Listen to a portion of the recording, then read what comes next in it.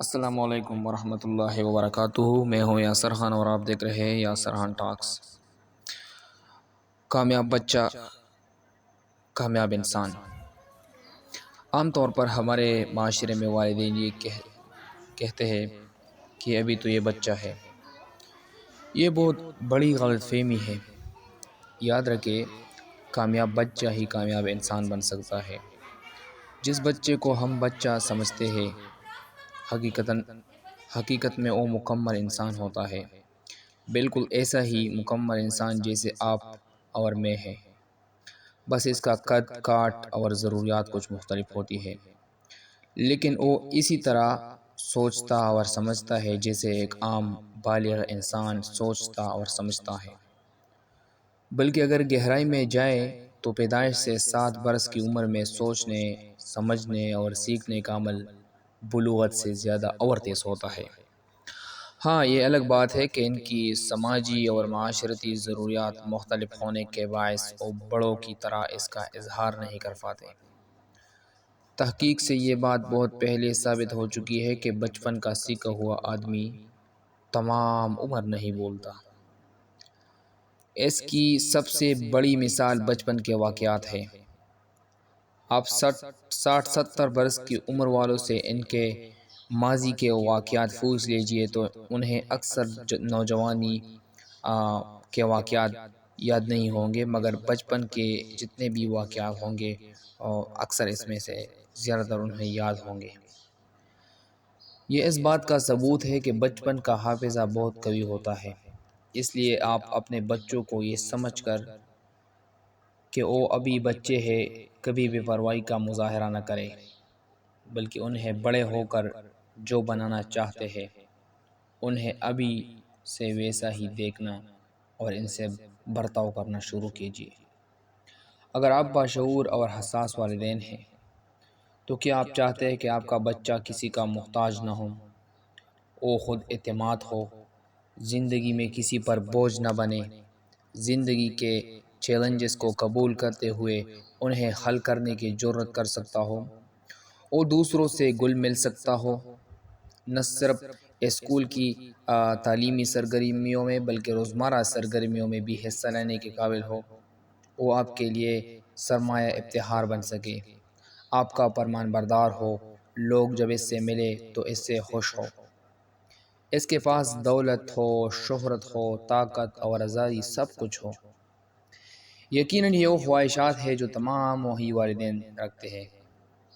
والدین چاہتے ہیں کہ ان کا بچہ اپنے ساتھ ان کا بھی نام روشن کرے، لیکن کیا سب والدین کی یہ تمنا پوری ہوتی ہے؟ عموماً آدمی 60 سے 70 برس کی عمر کے درمیان اس دنیا سے گزر جاتا ہے، لیکن چند لوگ ایسے ہیں جن کا نام ان کی موت کے بعد بھی ہزاروں برس یاد رکھا جاتا ہے۔ سوال یہ ہے کہ عام لوگوں اور ان لوگوں کے درمیان آخر فرق کیا ہے؟ کیا اسباب ہے جن کی وجہ سے دنیا انہیں یاد کرتی ہے؟ کیوں لوگ ان کی تعریف کرتے ہیں؟ یہ لوگ ایسا کیا کر گئے کہ دنیا کے مؤثر ترین لوگوں میں شامل ہو گئے؟ یہ مؤثر اور معروف لوگ بھی کبھی نہ کبھی بچے تو تھے، بلکہ عام بچوں کی طرح انہوں نے اپنی زندگی گزاری تھی، لیکن غور کرے تو آپ کو اندازہ ہوگا کہ کچھ خاص عوامل ان افراد کے بچپن میں ایسے ہیں جو ان کے مستقبل کو دیگر افراد کے مستقبل سے مختلف کرتے ہیں۔ سوال یہ ہے کہ بعض بچے بڑے ہو کر ہیرو کیوں بن جاتے ہیں اور کچھ بچے بڑے ہو کر زیرو کیوں رہ جاتے ہیں؟ ہمارے پاس عموماً دوسروں کی کامیابی اور اپنی ناکامی کی ایک ہی وجہ ہوتی ہے، وہ ہے مقدر۔ لیکن جب آپ صرف ایک وجہ کو حتمی مان لیتے ہیں تو اس کا نتیجہ یہ نکلتا ہے کہ آپ کبھی بھی حقیقت شناس نہیں ہو پاتے۔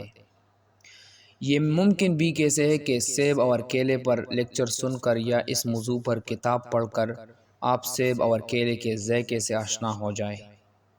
سیب اور کیلے پر 6 گھنٹے کا لیکچر سننے، 5 گھنٹے بحث کرنے اور 400 صفحوں کی کتاب پڑھنے سے بہتر ہے کہ آپ سیب اور کیلا چکھ لیں، اس کا مزہ دیکھیں۔ آپ کو حقیقت کا علم خود ہو جائے گا۔